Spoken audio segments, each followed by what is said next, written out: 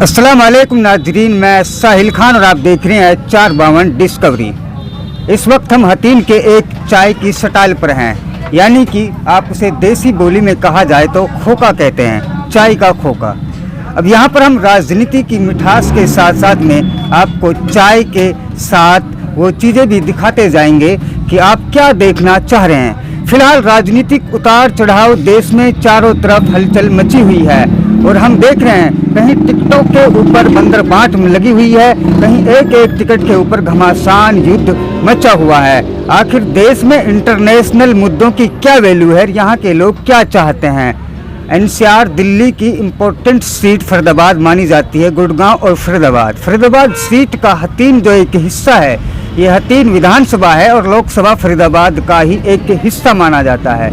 इस सीट को hot seat भी कहा जाता है कि जो यहाँ का असर होता है वो कहीं न कहीं हरियाणा की पूरी राजनीति में उसकी चर्चा तो होती है, उसका असर देखने को भी मिलता है।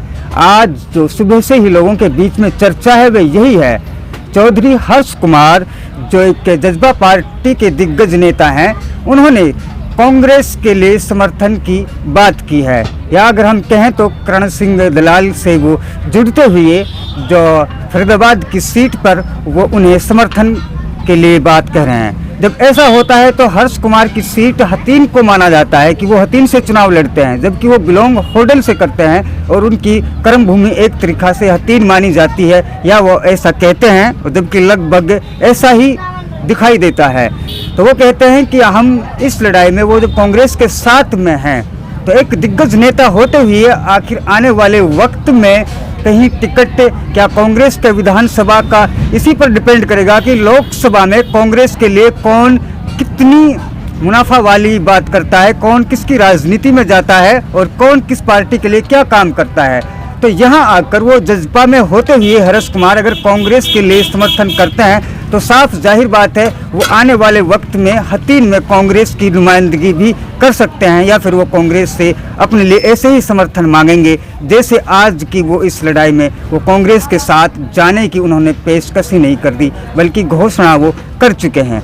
और ये फलसफा दर फलसफा आपके सामने क्लियर होता चला जाएगा। अभी कुछ वक्त बाकी है, अभी बहुत सारे उतार चढ़ाव आने बाकी हैं। लगभग 20-25 दिन के बीच में आपको सभी पार्टियों के गठबंधन में इतनी टूट फूट नजर आएगी, कौन किस पार्टी में है ये फलसफा तो चुनाव के ही बाद में क्लियर होगा।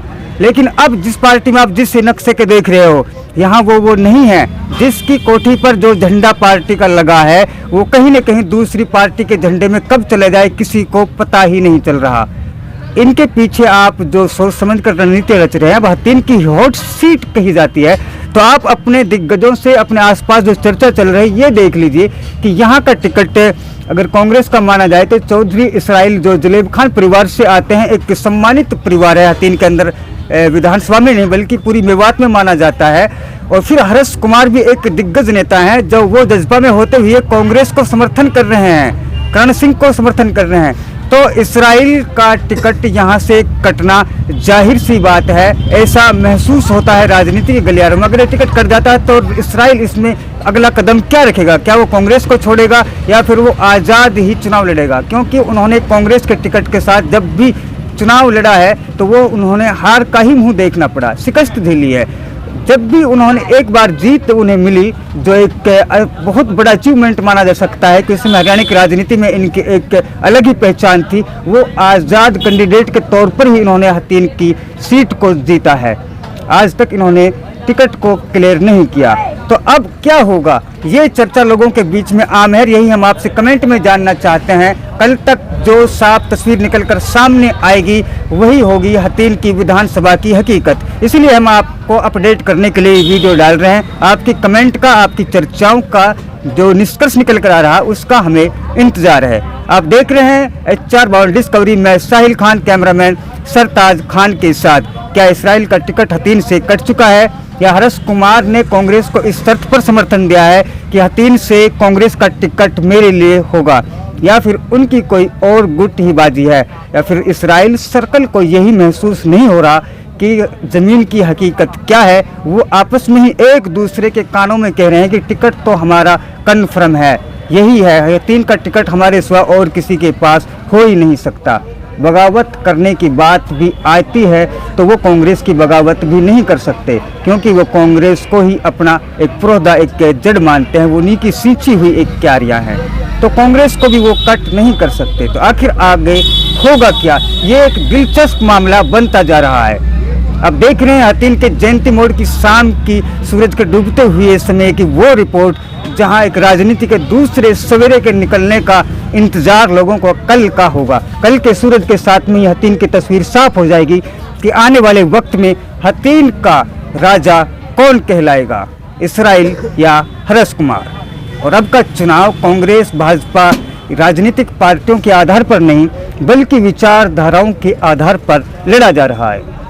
नेशनल लड़ाई एक अलग है, यहाँ पर विधानसभा के लेवल पर ही लोकसभा चुनावों की वोटिंग का जो भी लेखा जोखा उतार चढ़ाव होता है, इसी लेवल पर होता है। ये इंटरनेशनल राजनीति से बिल्कुल दूर होते हैं, तो उसके लिए ही समर्थन करते हैं जो यहाँ की विधानसभा लेवल की राजनीति में उनका फैक्ट होता है। वो यहीं के मकसद को इंटरनेशनल राजनीति के मुद्दों से जोड़कर देखते हैं।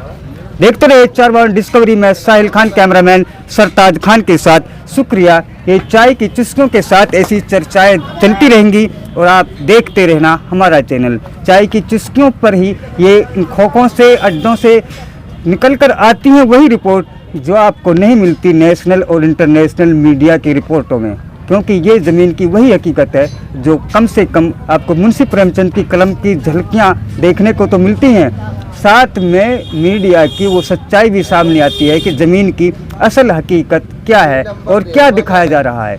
इस आंकड़ों के खेल में आप फंसते चले जाते हैं, हकीकत से दूर हो जाते हैं। हकीकत यही है जो आप देख रहे हैं, यही है हथीन की राजनीति का पैमाना और आईना। देखिए आप कहां पर खड़े हैं। शुक्रिया, धन्यवाद।